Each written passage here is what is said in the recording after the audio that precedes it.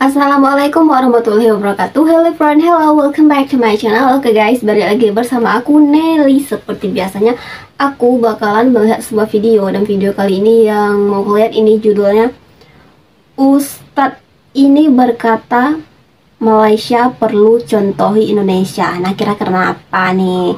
Kira-kira ini ustadznya asal Indonesia apa asal Malaysia nih? Jadi kita lihat langsung aja ya. Kok bisa disuruh contoh Indonesia dalam segi apa gitu ya. Oke, sebelum kita play ini video buat kamu yang udah mampir channel aku, makasih banyak. Semoga kamu semuanya panjang umur, murah rezeki, dan selalu diberi kesehatan. Amin. Langsung ya kita putar dulu video kali ini. Let's go. Kita perlu contohi Indonesia. Tapi kalau lihat sekilas tadi kita kayaknya Ustadz ini asal Malaysia deh. Tapi nggak tahu juga, kita lihat dulu ya. Salam jumpa lagi. Semoga Tuhan Yang Maha Kuasa selalu memberikan rahmat untuk kita semua. Amin. Ya, ada sebuah video dari negara jiran yang membahas tentang Indonesia dan Malaysia dari apa tuh? channel YouTube Akademi Quran Raudatul Amin.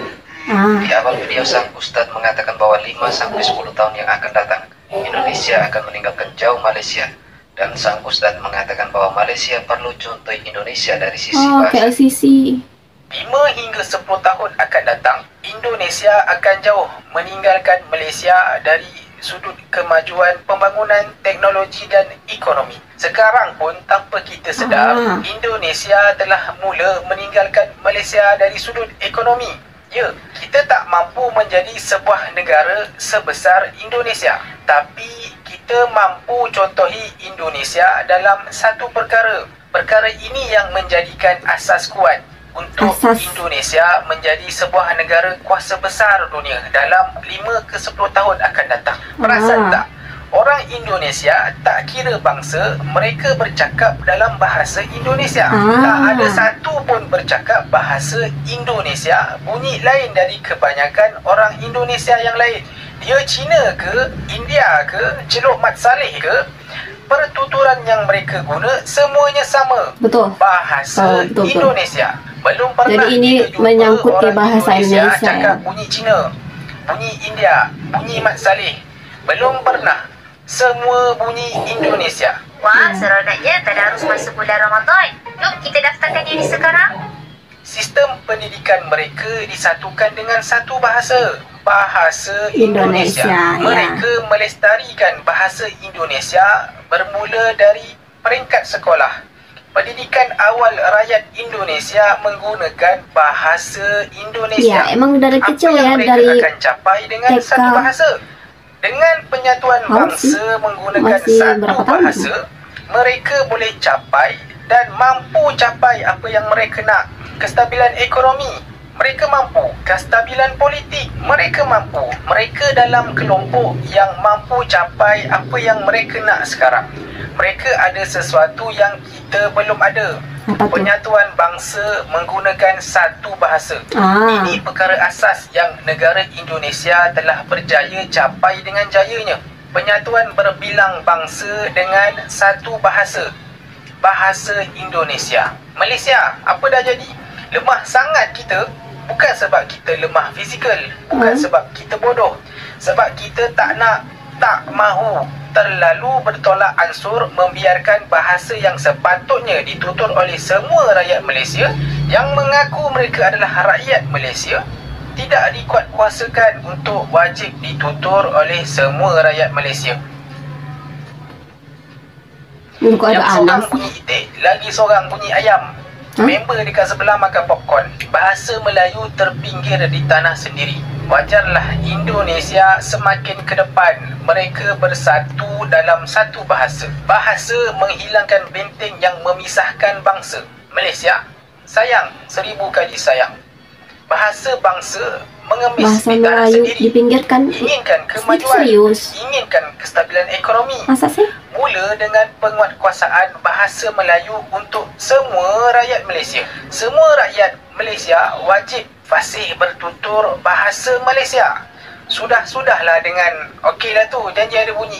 Jangan jadi manusia yang tiada jati diri. Belajarlah berasimilasi dengan budaya asal tempat kalian tinggal sekarang. Bercakap dengan bahasa Melayu yang fasih. Belajarlah jadi rakyat Malaysia yang sebetulnya. Manfaatnya kita semua akan rasa. sangat mudah untuk mencapai kekayaan, kestabilan ekonomi dengan penyatuan bangsa dengan satu bahasa. Kesamarataan tidak mustahil dicapai bila benteng yang memisahkan bangsa disatukan dengan bahasa Melayu. Mulakan dengan penguatkuasaan bahasa dulu. Kemewahan lain dia akan datang dengan sendirinya. Tahniah Indonesia. Dan bagaimana tanggapan dari Profesor negara jiran sendiri atas kondisi kebahasaan di negara jiran? Entah bagaimana, seruan-seruan seperti yang disebut oleh Allahyarham Tan Sri Said Nasir, Balai Budaya. mari kita terus perjuangkan bahasa kebangsaan. Inilah dewannya yang beliau proklamirkan itu, dan kita pergi ke Padang Merbuk sebelah sana juga memperjuangkan hal itu. Menjawab soalan ini, adakah kita merdeka? Pendek saya jawab, tidak. Boleh kita dikotomikan kepada dua agaknya. Satu ialah bahasa Melayu asas. Satu bahasa Melayu sebagai bahasa kebangsaan. Apa sebab tak merdeka? Pertama, beribu istilah yang datang menerusi perniagaan, menerusi interaksi, menerusi komersial dan dagangan lain, diterima masuk. Baik. Tak salah kita ambil istilah-istilah itu, tetapi bila tidak ada tapisannya, prosesnya, dan juga tertibnya, maka kita jadi penutur cacar merbau.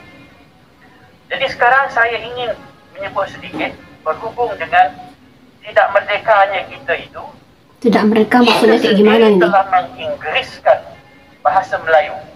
Kalau kita lihat di Indonesia, ya, mereka begitu berjaya sekali menyatupadukan warga negara yang dianggap sebagai berbeza-beza. Ya. Kalau puak peribuminya sudah ada 1,500 puak yang berbeza-beza. Jadi mereka berjaya menyatupadukan warga negara mereka melalui bahasa. Hakikatnya harus kita akui, kita masih lagi tidak mantap dari sudut penggunaan baik dalam kerajaan maupun swasta. Dan kita juga harus akui bahawa kita mahu kehidupan yang beradab dan berbudi, dan bahasa itu tidak boleh dijual beli. Betul. Tinggi bangsa adalah kerana bahasa. Benar. Dan ada ungkapan yang kerap kita dengar, yang kurik kundi, yang merah saga, yang baik budi, yang indah bahasa, lahir sebagai santapan pantun kerana ketertinggian budi dan bahasa dalam amalan kita.